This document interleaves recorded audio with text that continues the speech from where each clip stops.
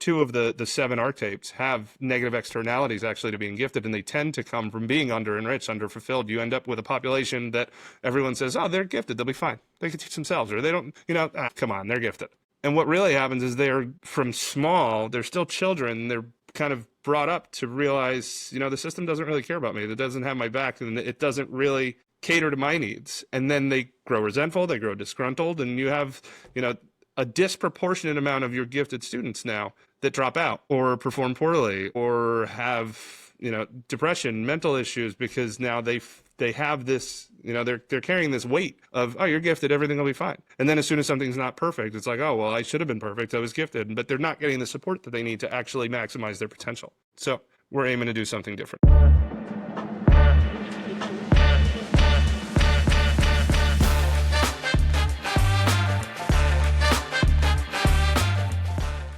I hope you enjoy the show.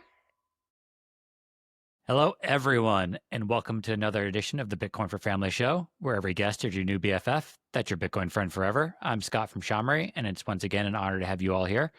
Thanks for joining each week and being part of the conversation. If you have been having fun listening or watching, depending on where that is happening, please make sure you're going ahead and subscribing, liking, leave a comment. It all helps in helping to spread the word about the show to other Bitcoin families. Now, for this week's episode, I'm excited to welcome another father, in this case, a father of two, to the show, and also the creator of Trailblazer Academy, which we'll get into. Thanks for taking the time to join, Michael. Sure thing. Thanks for having me. Of course, it's been fun following along the work of Trailblazer Academy, which we'll be sure to tell the audience about over the past few months, and seeing that come around, and having Shamri play a small role in some of the Bitcoin education you're doing there. No, it plays a bigger role than you think. That was a big hit. So it was Awesome. Much appreciated. You were one of the first people willing to kind of buy into what we had going on. It was great. Perfect. Love seeing the pictures of the kids and all that stuff. So we'll dive into that a little bit. But before we do that, maybe just whatever you're comfortable sharing, tell the audience a little bit about your family, how many kids you have, maybe their ages, Sure. And then we can kick things off. Yeah, I've got two children. I've got a boy and a girl. My son is 11. My daughter's 10. So we're approaching that tween phase pretty quickly. And my wife and I and my children, we live in Central Florida, so we've got good weather. We travel, big time kind of home family life. That's our priority. Very nice. We'll move into that more as we go along, but let's kick things off, getting to know you more in a fun way with some icebreakers. So number one, if you could instantly learn any skill, what would it be, and how would you use it within your family life? It's a good one. I think probably if we're talking mastery and like rapid mastery, I think languages is where I would like to dive even deeper and expand more. I am bilingual. I speak Italian fluently. I could get by well enough in Spanish-speaking countries, but the ability to travel and assimilate, I think, is something that's kind of almost a dying passion, because it's become so easy now with things like Google Translate for people to just kind of phone it in, literally, because you could pull up the app and you could speak into it in your language and they can speak. But I think that you miss out on the nuance of traveling and experience other people's cultures when you don't necessarily get taken for a tourist immediately. So like, I know the difference, especially in Italy, for example, traveling when you can truly communicate versus traveling when you obviously stick out as a tourist. And to be able to go kind of anywhere in the world with languages that I'm not necessarily as familiar with, I think that would open up the door for a lot more genuine experience for my family, for my kids, for us to kind of do all that together. I think that would be great. That's an awesome answer. I think we probably all look back at our time in whatever language class from middle school or high school and wish we'd paid more attention potentially. So definitely understand what you're saying there. Question number two. What's the most adventurous thing you and your family have done together in your mind? As a family all together, probably our Costa Rica trip that we did a couple years ago, just because, we've got a lot of travel under our belt, but that was probably, I think every day there was a different way that we could have died or could have gotten hurt or injured or maimed, and it was so far outside of our comfort zone, but yet it was great between the the wildlife and the predators that were around, or even something as simple as like scorpions or frogs in your accommodations, things like that. And we did some exploring through caves where we were miles deep into this cave system, and you had to pass through spaces that, I'm not the smallest person in the world, so I was definitely space limited on some of these things, just kind of crawling through little canals, and you're elbows deep. It was like Shawshank at times. So definitely that trip, because it was a mix of everything. You had large predators, small predators, you had terrain, you had weather, you had all sorts of different really adventurous experiences, and it was just one day after another. And the country's so diverse and biodiverse that, having made our way around much of it, you got to experience so many different kind of aspects of that type of adventure. I totally get it. I have some more Costa Rica questions buried down in the show, so we'll tease the audience with that for that later on in the discussion. Question number 3, icebreaker number 3, I should say. If you could have dinner with any historical figure from Italy, who would it be, and do you think they'd be a Bitcoiner?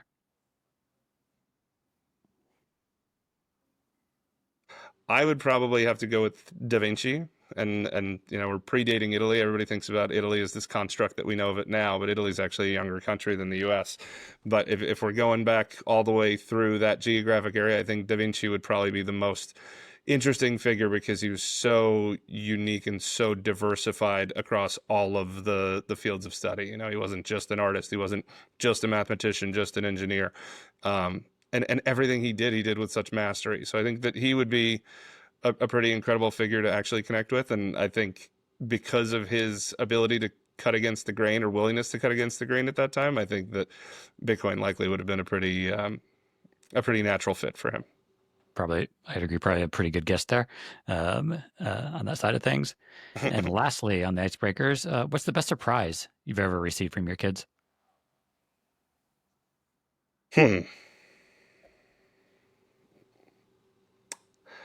I think probably not to be too one note, but I think when the last summer we spent 2.5 months in Sicily, and it was really a way to reconnect. Traveling in Italy, you go to a lot of the touristy places. A lot of our family now, nobody stayed in Sicily, which is where my family originated from. Everybody's up toward Rome now, and places that are much more developed. And Sicily was just kind of like a real connection to our ancestral past.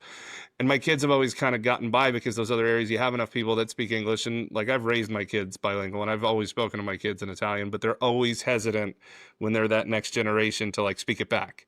Right. So I will ask them a full conversation in Italian. I'll get an answer back in English. And it had always been that. And I think that they understood the importance to me of actually communicating back. So when we got there, to actually hear them talking amongst themselves, responding back to me, talking to other people, even like other little kids in the piazza, and being able to hold conversations in stride and not seem like the foreign kids that were there visiting, I think that was a surprise that I appreciated the most. I knew that they could, but they very often, didn't. Here, there's no need to. And I think that being in that situation where there was finally that need, because it was more provincial and more rural, it was nice to see that finally come out. No, that's really cool. And that you be able to see that come to life when you didn't expect it. And like most parents know, most of the best surprises are not physical things, but it's when they're doing something, whether it's speaking or whatever it else may be. So perfect. Well, that does it for the icebreakers, but it's a perfect transition, because we're going to dive deeper into, I had some questions around kind of the Italian heritage and all that stuff. So maybe, is it just yourself that's Italian? Is it your wife as well? Is it a blending No, of my two? whole family, my whole Your whole- family, and my ancestry goes entirely back. Sicilian specifically. My father's family was mixed from other parts of Italy as well, but still completely Italian. And the family that was the most influential on my upbringing and cultural values and family values was the Sicilian side more so. So my grandfather had immigrated here in 1951, and at that time Ellis Island was already kind of not operational the way you think of when you think of that immigrant dream. So he had to come through Canada. So he had gone through Nova Scotia and did some field labor work and really whatever he could do to survive and try to create an opportunity. And he did some work on a farm around Montreal, and then eventually married my grandmother, was able to come into the U.S. My grandmother's family had immigrated from Sicily a generation prior, so they were already established in New York, and then that brought my family through and into New York. So I was raised in New York. and eventually made the move down to Florida. And that's kind of a one-way move because once you stop paying state income tax and raking leaves and shoveling snow, it's kind of hard to go back. Nope, definitely understandable there. And your wife is Italian as well, or Yes. cool. Yeah, So similar background as well. very nice. So it made it easy to merge those two sides and come together. And how do you think some of that has shaped your kind of family values and traditions? I think entirely. I think that, that closeness of families of, your typical family gatherings every Sunday. I grew up every Sunday. We were at my grandparents' house. Every Sunday we were together, and it was, we would always laugh as a kid because like the one holiday that we weren't really big into as a family was Thanksgiving. And that was because you're most Americans, like everybody get excited, like, oh, I'm going to see my family. We're all going to be together. And for us, it like just, it didn't compute. We're like, what do you, to me, it just feels like a week with 2 Sundays in it. So like we were always together. It was always our first priority was the family, and everybody was hardworking. So, coming with that immigrant mindset, it made sure that we were almost raised in like a time vortex because we were all raised with the value system of like a generation prior. And I think that when you get into like all those, adages about weak times and hard men and hard times and all that, it's like we had in this case, the privilege of being in those hard times longer through that experience. So I think that we kind of carried forward some of that work ethic a generation farther than I would say my peers in your typical kind of suburban waspier areas where I was still like that generation behind, still like, no, we still got to grind. Like my grandfather came here and sought any opportunity that he could possibly find. My grandmother worked. She was a seamstress in New York. My parents worked hard. My dad was, your jack of all trades, almost like Ralph Crandon kind of entrepreneur, where there was always something. He always had some kind of venture going, something just kind of grinding it out. My mom worked hard, and I was kind of just the same way. That's all I ever knew. I had only ever seen that. So for me, like I was starting my career early, and I had multiple ventures going. It was just that was baked in, where I didn't necessarily know of anything else. Yep, no, totally understand that. My mom's side is Italian, so we have some of that in common there. And I remember growing up, unfortunately, a lot of the family lived on the East Coast, so we didn't have to have the big family dinners on Sundays. But I do remember every Sunday we made a point to call back there and say hi to the family, specifically my grandfather. So it was always a Sunday night phone call with Gramp to be able to bring that connection. So I know part of what you're saying there and how important it is. And how do you worry at all about losing some of that as your kids get older and making sure they carry that tradition? How do you guys kind of see that progressing as they grow up? I think that they have some advantages that my generation didn't have. I think technology certainly helps a lot. At this point, much of my family stateside, unfortunately, has passed. So a lot of that, like my entire grandparents' generation is gone. My mom's generation has not been faring so well. Like I had an uncle and an aunt that were still in New York that I was close with. My uncle passed away last year. It's not the same. And a lot of that generation had fewer kids than their parents. So like I'm an only child. My aunt and uncle, they had an only child. Grew up like brothers, and we were kind of each other's siblings growing up, but we don't have now that glut of like you go to a family function and there's 25 first cousins. And so not having that at this point, the closest thing to resembling that family experience that my kids have is when we go to Italy, because when we go to Rome, you spend 2 weeks just saying hello to everybody. Then you bake in a little bit of a trip while you're there, and then you spend another 2 weeks on the way home. So you got to be there minimum 6 weeks just to get a 2-week trip out of it. But it's great. And to me, the most impactful thing that I could do for my kids when we go there is go there with no plan and do nothing, because it's just being around that kind of vibe where everybody comes and goes and it's friendly and it's welcoming and you're cooking meals together. You're doing just the life things, not just the vacation things. That's been very impactful on my kids, and being able to go for extended periods of time. I've always been entrepreneurial, so I've never been really tied to a work schedule, which has been convenient. Before the kids were in brick and mortar school, for the time, we traveled extensively and took longer breaks. Even once they were in a traditional school environment for the amount of time that lasted, we would still extend every break. So we would take, fortunately the academic calendar in Florida is pretty forgiving to begin with, because you get like a 2-week Thanksgiving or like a 10-day Thanksgiving.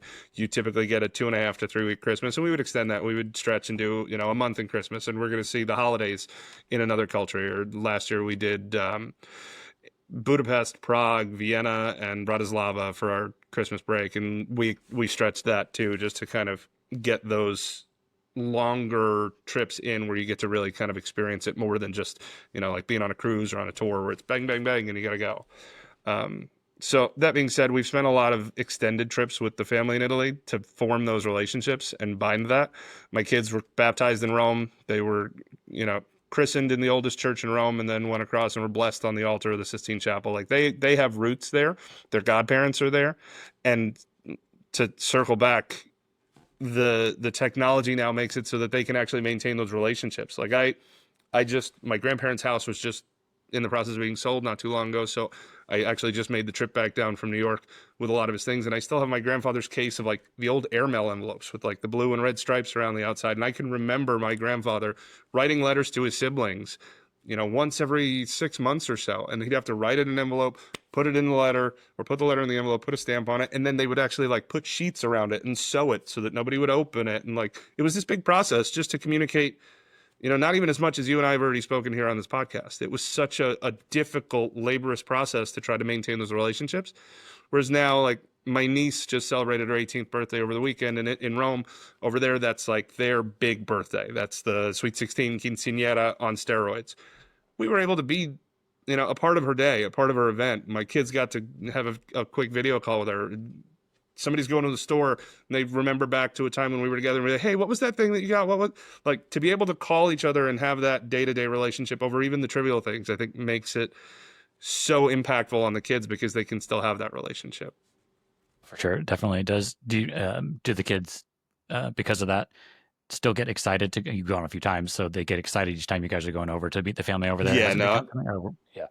I think my kids would rather be there than here. And I think that that's a constant challenge, is that we enjoy our time over there so much, but there's also very much a reason why we left.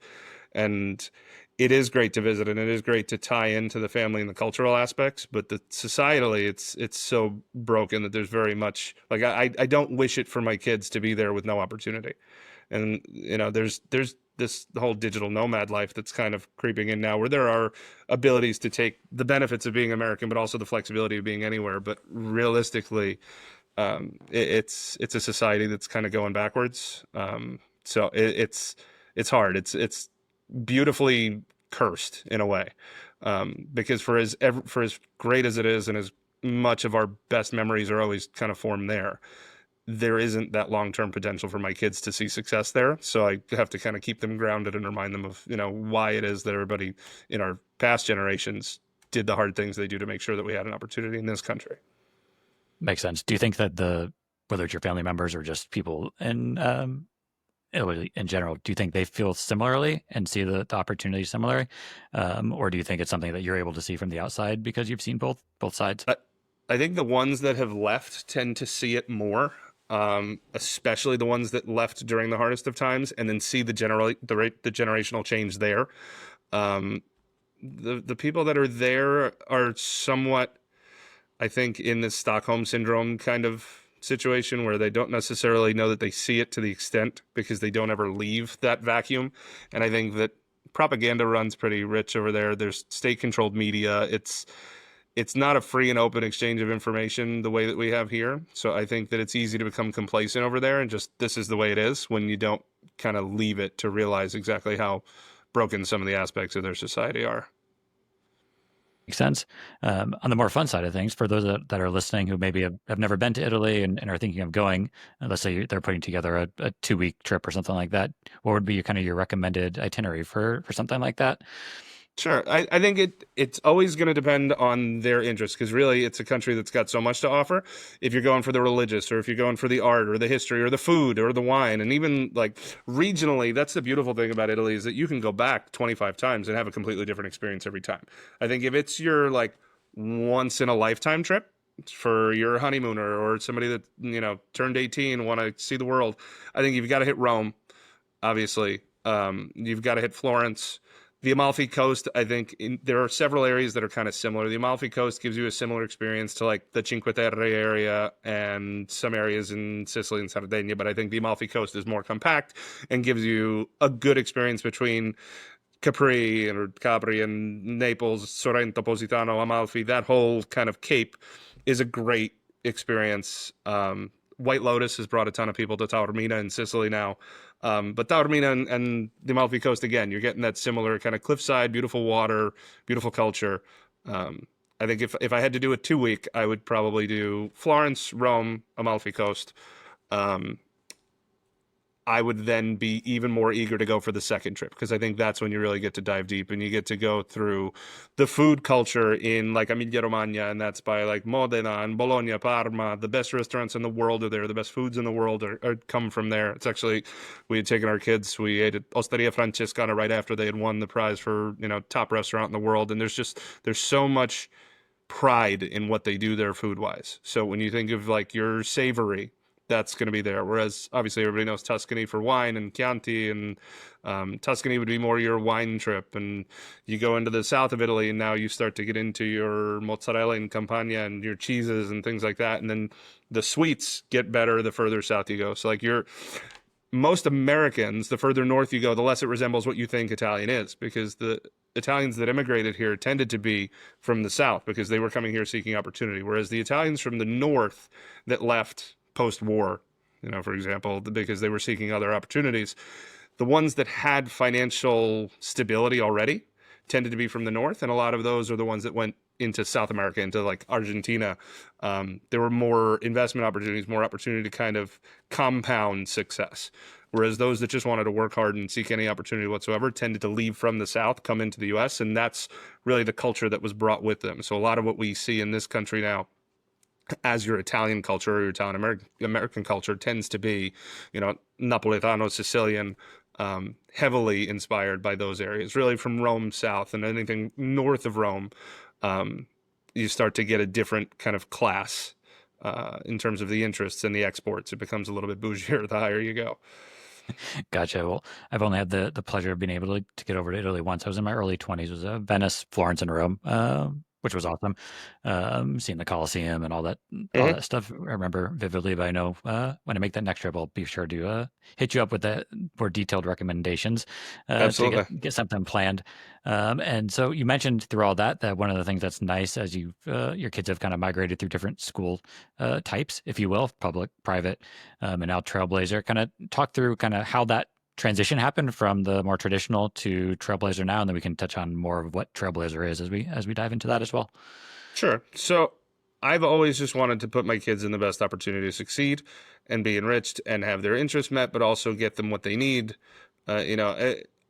Some of the latitude that comes with some of the more modern, gentle parenting sides is giving the kids, this flexibility to know what they want when they don't even know what they could have. So I wanted some structure. But I also wanted them to be able to kind of dive deep and fully enrich their interests. And initially, academically, we did an exhaustive search of everything in the area. We started actually in private school, in a private Catholic school, and it was good until it wasn't. It was fine. There were, a lot of academic success. It was very well known in the area.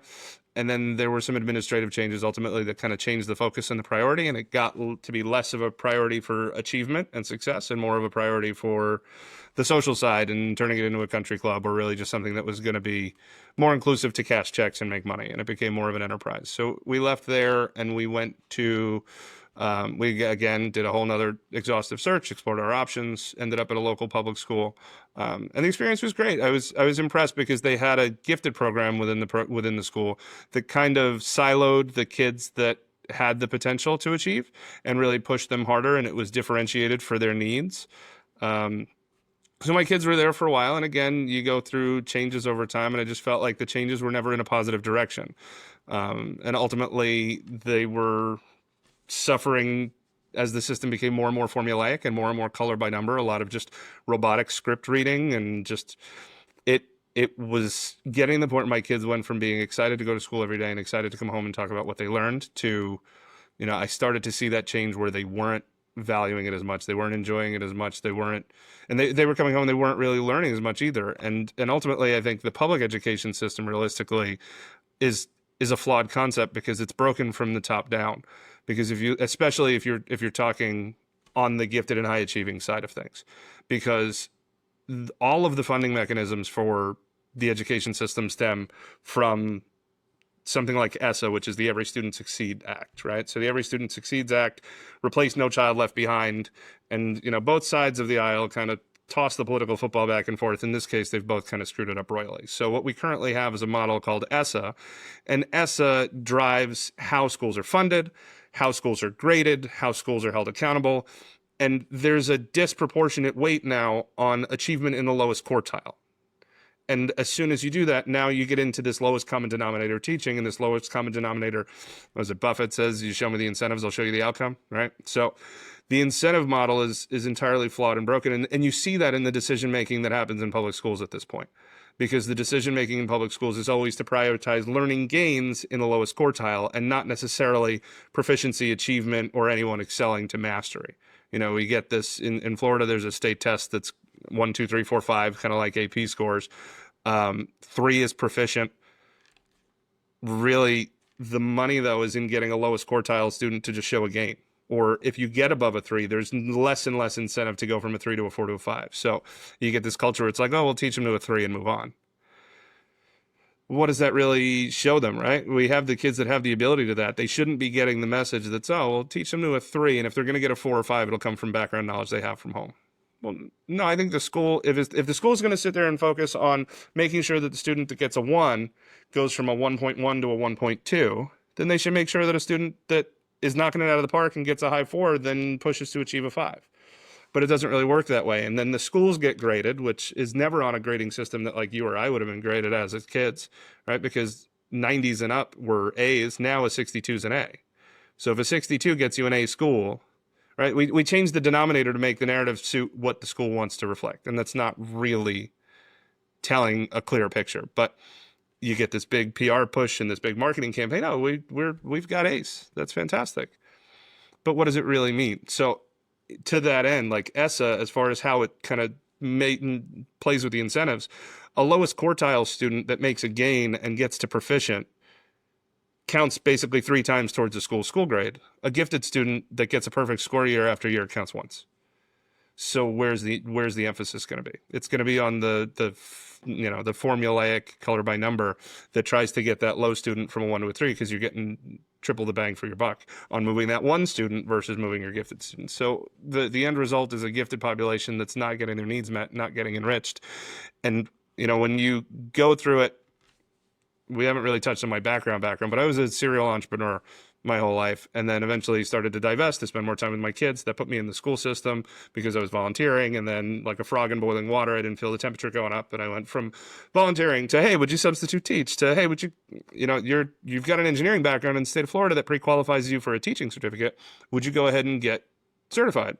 So I did that, and I've even taught in the school environment, and just kind of seeing how all that has changed along the way, it's just, it became to be where you couldn't really rationalize trying to fix it from within. And we decided to go a different direction altogether. And we took kind of the bull by the horns, and we started Trailblazer Academy. So we are now focused on gifted education, because as I was saying, when you get gifted endorsed, so I have a gifted endorsement on my teaching certificate, there are 7 archetypes of gifted learners. 2 of the 7 archetypes have negative externalities actually to being gifted, and they tend to come from being under-enriched, under-fulfilled. You end up with a population that everyone says, oh, they're gifted, they'll be fine, they can teach themselves, or they don't, come on, they're gifted. And what really happens is they're from small, they're still children, they're kind of brought up to realize, the system doesn't really care about me, it doesn't have my back, and it doesn't really cater to my needs. And then they grow resentful, they grow disgruntled, and you have, a disproportionate amount of your gifted students now that drop out or perform poorly or have, depression, mental issues, because now they have this, they're carrying this weight of, oh, you're gifted, everything will be fine. And then as soon as something's not perfect, it's like, oh, well, I should have been perfect, I was gifted. But they're not getting the support that they need to actually maximize their potential. So we're aiming to do something different about that. That's amazing. I think as a Bitcoiner, one of the things that stuck out was when you said they changed the denominator, and obviously Bitcoiners know all too well about how important that denominator is in whatever you're measuring. Mm-hmm. And it's beautiful that you like you said, you have to recognize the needs of the lower quartile, the middle, and the upper. Right. Are all going to be different, and you can't. Don't exclude anybody, but don't take anybody for granted either. Yep. Exactly, because you're only going to pull some down Hmm. when they're already up instead of pushing them forward. And awesome that you've kind of created that environment for everybody. And how have you seen whether it's your specific kids or just the kids in general that are coming to Trailblazer? I How mean, has that been going? they're loving it. They're thriving. We're in the middle of 6 weeks of summer programming right now. Our core product, as far as being a school alternative or an unschool or a school replacement, is entirely personalized education. So because they're gifted learners, they can learn in 1 to 3 repetitions what your typical gen ed student learns in 10, which gives us so much flexibility because one of their needs as gifted learners is to have curriculum compacted. So we can compact their core curriculum down into 2 to 3 hours a day by leveraging a product here in the state of Florida that's actually a virtual schooling that is completion based and not attendance based. So we can kind of consolidate that down, and then we are a voyage lab with them. So we actually get to see what programming they're going to be doing with that, and then we augment that in an interdisciplinary way. So we've got 3 core areas of focus in the building here. We start with entrepreneurship. With that, we tie in soft skills, financial literacy, real life readiness. And then we have a STEAM focus. We've got a STEAM lab with 3D printers and Crickets and robots and circuits and primary computer builds and Raspberries and Arduinos. And during our Bitcoin week, we had Raspberry Zeros. We were making seed signers and Pi Trezors, and we were transacting. We were doing all that hands-on in-house. And we actually used our STEAM lab to 3D print much of the components for our 3rd core area of focus, which is sustainability. So we've got a full operational hydroponics lab here with hydroponics, aquaponics. We have a standalone facility with a decent amount of space outside as well. So we have the ability to take those life science projects and take them outside into greenhouses and planters and things like that. So our summer programming, we tried to tie into all those different areas. So we did 6 weeks this summer, and we started with a botany week. We did the financial literacy week, where it was from barter to Bitcoin, the history of money. And that was obviously the most fun, the most near and dear to my heart, where we started, and each day we kind of took it through one step in the evolution of money. So we did barter on Monday. On Tuesday, we did primitive monies, shells, beads. On Wednesday, we did gold and silver and precious metals. Thursday, we did fiat and paper money, and then credit, things like that. And then by Friday, we had finally built up to Bitcoin, and we did a money scoreboard throughout the week, where every day we kind of evaluated our experience and said, all right, well, how did we do on divisibility, fungibility, scarcity? Was it uniform? We had that build along the week. So by the time we got to Friday, we had already kind of psyoped many Bitcoiners, because they were like, "Oh no, this is the best. This fixes all those problems that we had with barter and with fiat, and we can't change the denominator, and we can't overinflate the supply." And it was it was really refreshing, and that was where obviously Shamari's contribution tied in, because we tied in with Bitcoin mining. We taught the tech side of it. We taught the sovereignty side of it. It was a lot of fun to do. And then after that week, we did a theme park week, where we did a bunch of STEAM and engineering design and roller coasters and exploring the chemistry of fireworks. Right now we're in the middle of our 4th week, which is about the ocean. So we've been, desalinating water and testing water levels and going through a bunch of artistic representations of a bunch of different fish. This morning, the kids broke into groups. They recorded 4 different podcasts on marine biology, which was fun. Next week, we're doing space. And then the final week, we're doing ancient Greece, where we're going to actually, reprove some of the ancient Greeks discoveries, whether it be Archimedes' screw for bringing water up vertically, against the force of gravity. And we're going to reprove Eratosthenes' theory with the curvature of the earth and stakes and shadows. So the kids have really bought in, and they've loved it. We post the pictures at the end of the week to kind of recap. Our Bitcoin week had the most security conscious, so we were a little bit limited on media releases, and I fully understand. But we've had great participation, and the kids fully buy in. And it's not your typical summer camp where everybody goes and it's social and it's fun. And this is highly academic, and you have full buy-in from the kids. They've really, really thrived. It's been a lot of fun. That's amazing. And how many kids are part of the summer camp, and what are their age ranges? So our ages are from grades 3 through 9. We did have a couple high achieving 2nd graders that joined us as well, that were able to keep up. And we had just shy of 100 total registrants for the summer. I think we were in the high 80s, low 90s, and I know that we still have a few more that are registering for the last couple weeks. So it's been a packed summer. For our full-time academic year, we'll be capping our first year at 45 students with 3 teachers. So we'll never exceed a 15-to-1 ratio of student to teacher. And we actually already have a wait list of teachers, because there's so many that understand the need, especially anybody that's seen behind the curtain in the public school environment, that understand the need, that we've got a wait list of teachers. Our facility here can accommodate 75 students with 5 teachers, and then we'll see where it goes from there if we need additional facilities and more of these. I think it's a great venture. It's been nice to build something as a passion project and not necessarily build the business first. It's a great business and it'll be fun and it'll definitely be self-sufficient, but that was never the primary motivator here. This has been more because we want it to succeed and we want these kids' needs to be met. So it's been great. That's amazing. And is it since you have the physical campus, so are the kids coming during the normal school year? Will they be coming 5 days a week, or how's that going to be set up? So because it's personalized education, it's entirely up to them. We're running the program from 8 to 3 every day, Monday to Friday. However, because it's completion based and not attendance based, we have families that are going to make it suit their needs. So we've gotten a big pull from the public school environment, and we've been pulling from private school, and we've been pulling even from the homeschool environment, pulling kids back into this because, this isn't indicative of what they were homeschooling to get away from. This is more what they were trying to steer toward, and we can kind of supplement that. So with that in mind, some families are going to want to do Monday to Friday because they're replacing a normal school environment. Some of our homeschoolers or travelers or, our more nomadic families or our kind of more flexible families are going to do maybe 4-day school weeks and take 3-day weekends, or they might do 10 to 2 and just come for the meet in the middle and do some of their programming at home. So we can accommodate really any family schedule. If a family wants to do month-long Christmas breaks, knock yourself out. So long as we're getting the work done, we can get the core work done. We've got that compacted way down so that the kids can get all that done. And then whatever time that they want to spend here, we'd love to have them here the whole time. But if a family wants to travel, I would absolutely prioritize that. Whenever they're here, they fit right into our mix, and we'll differentiate projects and programs accordingly. Well, that's perfect. Was there any, you mentioned having the Bitcoin week during the summer session. Was there any pushback you got from the parents or even from the kids, or how did that play out? Quite the opposite. It was the one that a lot of the kids had asked their parents to sign them up for more than anything. And it was also one where every day at drop off, we had moms and dads go, I wish you did this for adults. Can you do this? Can you do a night session for parents? So I was, when you're in the Bitcoin kind of vacuum, it's very easy to think that everybody should be just as into it as you are. And then you kind of run across some normies and they're like, nah, the way we all probably started at some point.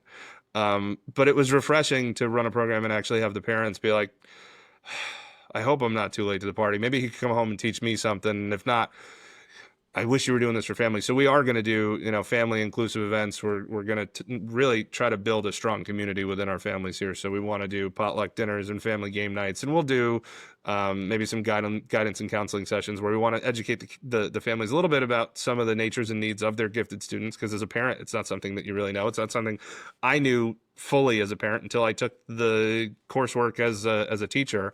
So we'll do some guidance and counseling on that session, but there's already been high demand for parents to be able to have an opportunity to kind of learn about Bitcoin as well. That's awesome to hear. And we're happy to be a part of all that as you keep growing. Are there any other Bitcoin companies that helped out that you'd like to shout out, just to give them the recognition before we move on? Compass Mining sent us an ASIC to play with the kids. That was nice because the kids were actually able to go from talking about mining in a very kid-forward way while we played your game, and then actually got to see hands-on, all right, well, this is what we're talking about here. This is an ASIC. This is a special purpose-built computer that does this thing. So they contributed a lot. And we had a couple other discussions that didn't quite make it in time that we'll tie into when we revisit this in greater depth in the fall. Nice. Well, good. Thanks to Compass for being part of it as well. And as you mentioned right now, Trailblazer stops at the 9th grade. Have you thought at all about kind of what that high school journey might look like? Obviously, your kids will get there in the coming years. Do you think you guys will expand, or what do you? Any plans there? The plan is to take these kids up through high school. It just was to not start with we didn't want to be mile wide, inch deep on day one. Right? We're promising to deliver quite a lot. I want to make sure that we can deliver it. So our initial focus was grades 3 through 8. That was kind of the core sweet spot because it covered, intermediate elementary all the way up through middle school, because middle school, no matter where you are in the country, that's what everybody's terrified of, because that's the first time you just dump them all together, and no matter what elementary school they came from, now they're all kind of commingled, and that's where things tend to go off the rails. So we were going to start at 3 through 8. We did have some sibling requests to include ninth as well. And really, as far as the product that we're putting out there for the kids and the families, differentiating through ninth is not a big difference from what we were already doing. We didn't want to go through 12th because going up through college prep and all that would have been a different story. We wanted to start with the sweet spot, and then we'll bring this crop up with us. So we will be expanding into the high school grades. The primary grades on the lower end, not as likely, although there's probably highest demand for that. I think if we were to go K to 2, we wouldn't even need the rest of the grades. The building would have been full in probably a week because everyone wants to start in something and stay in it. But K to 2 is also a completely different beast as far as the way you need to tackle it. You would need to furnish the building differently logistically. And we've got, we're running aquariums and hydroponics, and you've got, fertilizer chemicals. You've got, the 3D printers get hot at the hot end, the beds get, just things that you don't want to necessarily have to overly babysit. And we don't want to childproof something that's intended for children. So we just wanted to stick with the right age of children. So we'll keep it from grades 3 on. But that's the mission at this point. Very nice. Well, amazing work being done at Trailblazer, and I'll be sure to link to everything in the show notes for people who are potentially in Florida and want to learn more as you grow. And kind of circling back, we talked about traveling already, but you've also traveled to places like Bitcoin Jungle in Costa Rica, like you said. What was that experience like with the kids? Yeah, that was great. We did Bitcoin Jungle with the kids because we had already planned the whole Costa Rica trip, and I was like, you know what, I can't be here and not add that on. So we tacked that on at the end. We spent about 5 or 6 days in Uvita, and it was great. It was different. I think I have a different perspective on it after having done both Bitcoin Jungle and Bitcoin Beach, because I did finally catch up with Mike, and I went to El Zante a couple years later. Bitcoin Jungle was nice in that we got to spend and live in a circular economy, and you can, it was accepted for the most part. Your expats knew about it and understood it. And I had done a big write-up on it on another account, and I wish, if there were any big glaring difference between there and Bitcoin Beach, I wish that it involved the locals more and was a way more to bring the locals up. It was a fun playground, and if you were an expat and you live down there, it's tax advantaged in some ways and all these other things. You could definitely live a great lifestyle, and if you wanted to live on Bitcoin, it gives you a viable place to do that. I think the biggest kind of differentiation I noticed between there and El Salvador was the level to which it was embraced by local people in El Salvador, at least in my anecdotal experience there. And I know, you throw a rock at a Bitcoin meetup and start talking about El Salvador, and you're going to get polarizing opinions left and right about, oh, it's a great success or it's a total failure. And I think it's realistically somewhere in between, and it's going to depend on each person's experience. To me, I looked at both of like, if I went, would the experience work for my needs? In that case, yeah, both absolutely check that box. And then you start to break in, if you want to keep scoring out, does it work for everybody's needs? Does it work for the people that were already there before this all started? Does it work for people that want to become a part of it? And I think that's where there's some differences between the two. Got it. No, good to have that comparison there. And kind of just sticking with Costa Rica in general, you touched on it earlier in our icebreakers, how adventurous it was. What were besides Bitcoin Jungle, what were some of the other top locations that you guys traveled to that people might be interested in? Sure. So we flew in and out of the capital. We immediately started with the Arenal volcano area and like La Fortuna. The waterfalls there were incredible. It was very physical, a lot of vertical aspects of it, but it was beautiful. We were there in rainy season, so everything was like, nothing was dried up. It was, if anything, more adventurous driving because the roads were flooded over, and we made sure we had a little, Suzuki Jimny, which is like a little baby Jeep. But you might have to ford a river, you might have to make a road. But Arenal and La Fortuna was beautiful by the volcano. We went and did the cloud forest then, a totally different environment. There's a children's rainforest up in the cloud forest that does night tours that are fantastic. And we did that. And that was also cool because there's so many tourists that go there from all around the world that we got paired up with like a British family. And it was nice to give your kids that kind of cross-cultural experience as well. And they're doing it with other families whose priority is their kids as well. So that was a nice vibe. And then after that, we did Santa Teresa Beach, and that was probably the most bohemian. You're coastal. You need, like, in addition to the Jimny, we got ATVs, and you're sitting there making your own trails, and you're using the ATVs to get around. There's tide pools on the coast, and there's just a lot of fun to do there. And your dollar goes pretty far there as well. Like, we had a full bungalow to ourselves. It was 2 bedrooms, probably could have slept 6. We had our own private pool and kitchen and 2-story in the middle of the jungle. We had howler monkeys on the property waking us up at night. It was fascinating to think like this is real life. It was like being in Jurassic Park at some times. At other times it was just like tropical paradise. So that was a lot of fun. And then we kind of closed the loop with the Tarcolis River. I think it was Tarcolis, but it's the most crocodiles per square mile in the world in this one river, and it was really fascinating. We did a little John boat tour with 22-foot crocs coming right up to the boat. That was kind of wild. And then we did the Manuel Antonio rainforest, got to see the last of any of the species that were on our bingo card that we wanted to see while we were there, and then wrapped it up with a few days in Uvita at the end.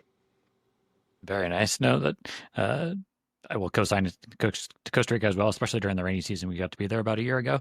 During all that, didn't see as many spots as you did, but it definitely is a beautiful, adventurous spots. And as you laid out there, there's no shortage of things to see. You can go back many times. And no, my kids are always begging to go back.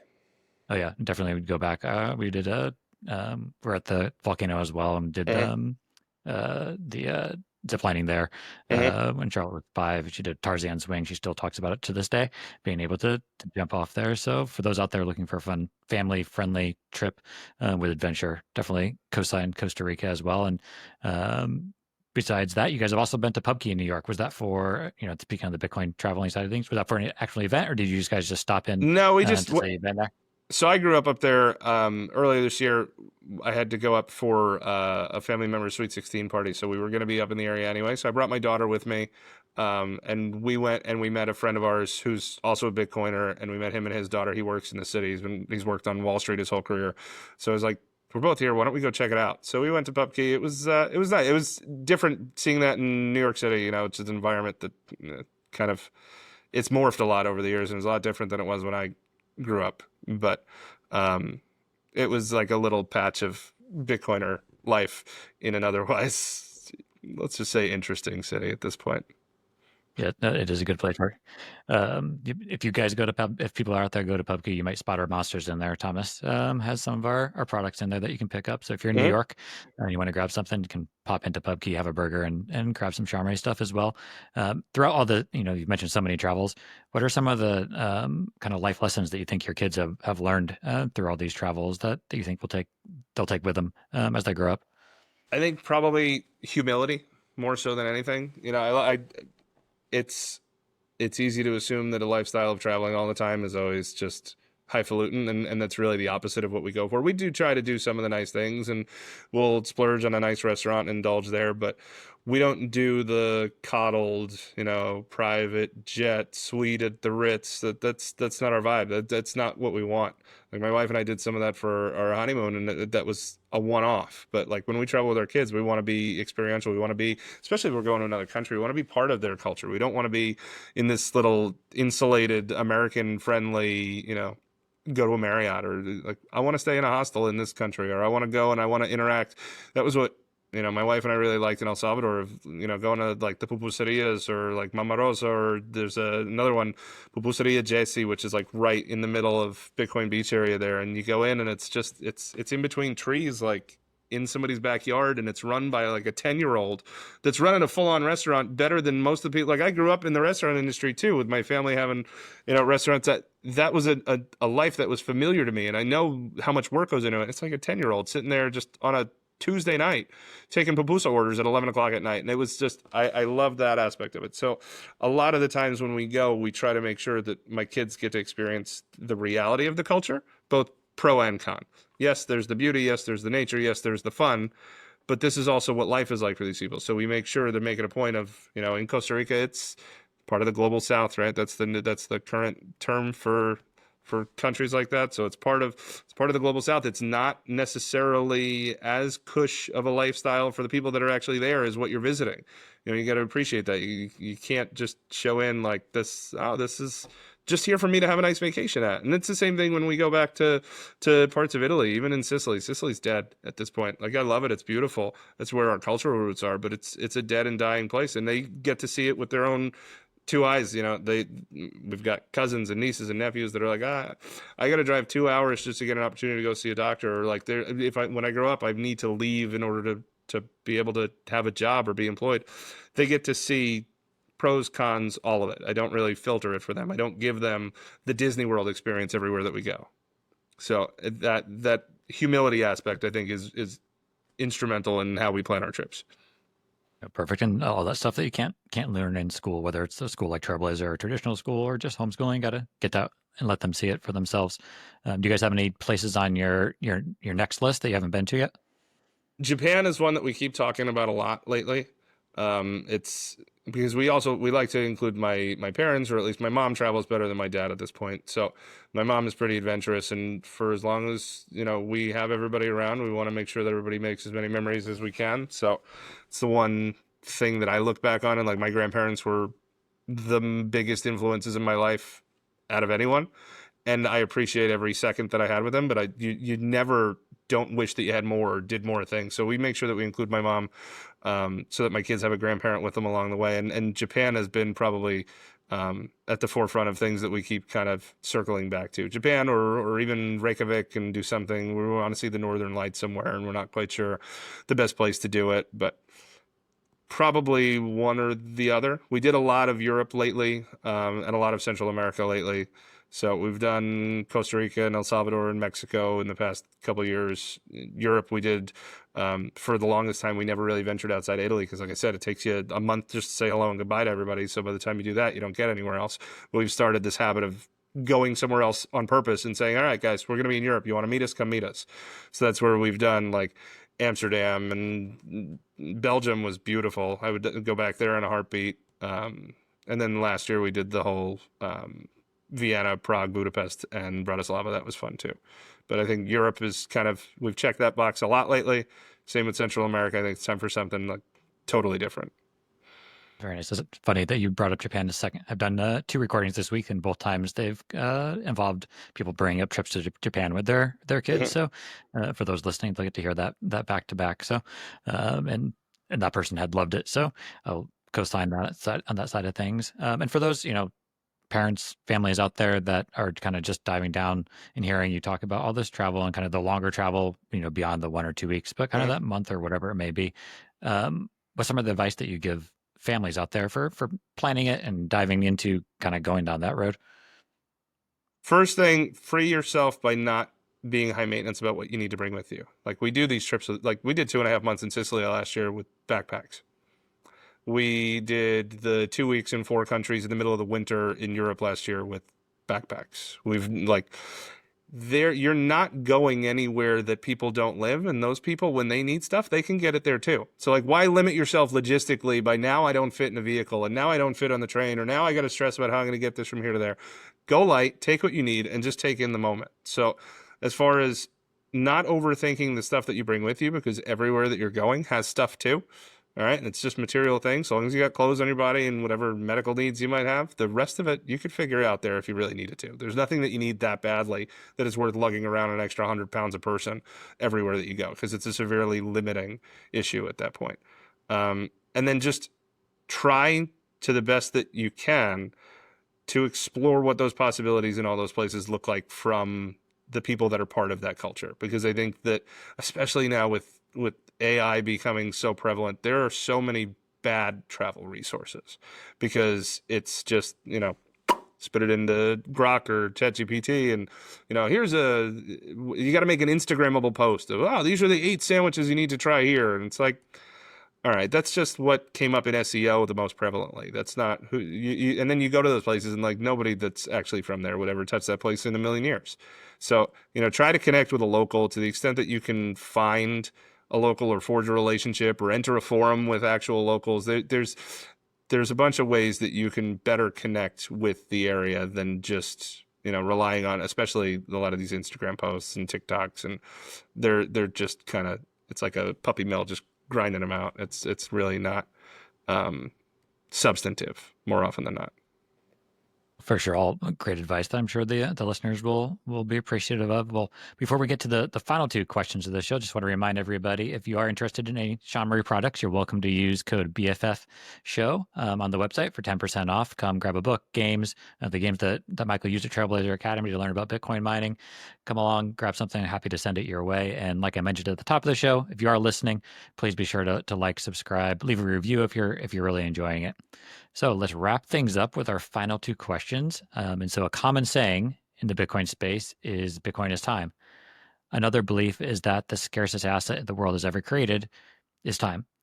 Playing off of all of that, what is the biggest gift of time that learning about Bitcoin has provided your family? Yeah, I've been watching all the past episodes, and I really appreciate a lot of the answers that other people have given. It really made me think. I honestly think it's been the gift of efficiency in some aspects of raising my kids. And it's that because they've understood the concept so early, you couple this with our background and our, just the hard work aspect and the work ethic and all the cultural things that I already kind of touched on. And then you add being able to have my kids understand Bitcoin at an academic level and understand time preference. I opened that Bitcoin week by just teaching the difference between high time preference and low time preference. And I did the whole, marshmallow thing with one marshmallow in the morning, two in the afternoon. But having the kids being able to even recognizing they could lead those conversations now. And you see it come out in other ways where it's such a gift of being more efficient on our time on things because their priorities are where I would want them to be as a father and where I would want them to be later on in life. So like we can go on a trip and it's not, 30% of the day is spent with them begging for this toy that they saw at a gift shop or this thing, or they're very mindful of how they spend their time. They're very mindful of how they spend any money that's their money, for example. And I think that we don't have to revisit those lessons. I think a lot of parents that you see tend to spend a ton of time, trying to placate their kids. Oh no, you can't have this, or I'm going to bargain with you or negotiate with you. And like, I don't even have to get to that point of saying no because my kids are already making good decisions in terms of how they're spending their time and their money. And I think that allows us to go do these things. And you're not sitting there going, all right, well, if we're going to do 3 days here, then I've got to have one day where I take the kids to go do this thing to placate them. Like I'm not dealing with them being that normal kid, which in this case I think is a great thing. They are fully invested in how we're spending our time and how we're spending our money as if they had a seat at the table as an adult. And it's refreshing because a lot of kids aren't like that. But I'm super proud of them for it because I really haven't pushed it. Like I've given them the opportunity to learn about it, but I haven't been like, no, you can't have this because Bitcoin, or go to the what if calculator. And if you buy this, I haven't really been that guy. So to see them kind of organically take it on the way that they have has been a major gift to us because we get to be super efficient with our time. A beautiful answer for sure. No doubt about it, and very well said. And if you've been watching the last episode, you know what's coming next for the last question. If you had one Bitcoin to give each of your kids, at what age would you give them the keys and why? This one I think is also, I think this is the tougher question. Because you don't want to give it to them at a point where they can maybe be opportunized. So like you don't want it so young that either they don't know enough about the world or they're maybe not married yet and then someone's opportunistic. Like you have to think about it from all angles. And it also varies for the kid. As far as gifting Bitcoin too, I think when you get it for nothing, you don't value it necessarily to the extent that you should. So I guess it depends. If I'm still here, I would love to spend it with my kids to do experiential things with them. If we're at the point where I'm not here anymore and we're talking inheritance, then I think 20, 25, 26, somewhere around there, somewhere where they're post-college mistakes, and it depends if they're married or not yet. I think there's some nuance to it. The only thing that I have told my kids is that if I'm ever not here, I'm eventually not going to be here, right? But at the point that I'm not here, if they start arguing amongst themselves, I would like to have it where the seed word self-destruct. So I don't want them to be materially minded to the point where that's a priority for them, where they kind of turn on each other over that. And you see that far too often where siblings fight after there's a death or something like that. So I've kind of warned them that I'll haunt them if that were to happen. Or I'd like to have some kind of third-party trustee where it's like, all right, check in every year or so, put some kind of, well, who knows what will be with the whole time locks and covenants and that whole argument. There'll still be probably a war on Twitter over that by the time that happens. But, something conditional where it's like, continue to be good people or else these seed words can just kind of go away. That's a perfect, and I think your answer around spending it with them instead of just giving them the keys. I think that's a, like you said, it's a way of giving the keys as well in a different way. So I think that's a perfect answer as well. And like you said, I'm sure when that time comes, there'll be many different options for having that person to pop in and make sure that the kids are still playing nice down the road, hopefully many, many, many years from now. Right. Well, that's a wrap on this one. There was an awesome conversation about, Trailblazer and traveling and everything else. Thanks for being here. Thanks for once again having Shamar be a part of what you're building at Trailblazer Academy. I'll be sure to link to that in the show notes for people that are interested. Any final words or other places you want to send people before we sign off? No, I honestly, I just appreciate you guys so much for the contribution that you made. You were the first one, no questions asked. As soon as I put a post out going, hey, I'm thinking about doing this thing. Would anybody in the space have anything to contribute? And you were, right on it. I had stuff delivered in a matter of a week or two. It was really great, and the kids thoroughly enjoyed it. The first thing they did was they asked if they could keep the game. So I let, each family got a copy of the game, and now, that can hopefully, as far as bringing it home to make sure that the parents get educated too, I think that that's a good way to seed it, because that was one of the biggest takeaways that I had from, learning from Mike Peterson and kind of forging a relationship with him over the years. When he talked about the success that they had down there in El Zonte, it all started with the kids. He said, he gamified it, and he made it so that if the kids kind of took an interest in it, by the time they took it home, then it just kind of grew from there. So I genuinely appreciate you guys' willingness to kind of jump in. I wish you guys all the success in the world. It's nice to see what's happened with Shamari too over the years, because when I first met you guys, it had just kind of started, and I think I met you at Miami Wynwood the first time. So it's going back a while, and I always, I loved when we got the first game delivered to the house. The little notes, the little touch of family that comes through in everything. I think it's what you guys are doing is really great, and even with the pod, is this a Tatum thing? Can we call this a podcast, or what? It's Yeah. I mean, we don't really talk about Tatum on the show. We have to cut this part out, but we'll let it slide this time. Podcast show, we'll see what he calls his new show, since he claims to be putting something new out there, but we'll see if the universe allows him to do that. But yeah, no, what you guys are doing with the show is fantastic. I think this is great, and it's nice to see other, so many similar perspectives, but with some variance to it as well, with other parents that you've had on the show. It's been great. Well, appreciate the kind words, and being able to go back all the way to that, like you said, those our first conference, big conference, in Miami in 2021. Being able to be there was the genesis of Shamri. So kind of full circle here, 5+ years later, being able to connect up like this, and who knows, talk to you again in 2030. No, I'm sure way before then, but we'll see where we're all at by then. Well, thanks again, Michael. We'll get this out there and let people learn about the amazing work Trailblazer is doing. Thank you. Talk Thanks for to having everybody me. later. Bye. Bye. Hi, thanks for joining. Don't forget to like, subscribe, and leave a good review. And buy your kids some stuff at sawmary.com today. Bye. Bye. Bye. Bye. Bye.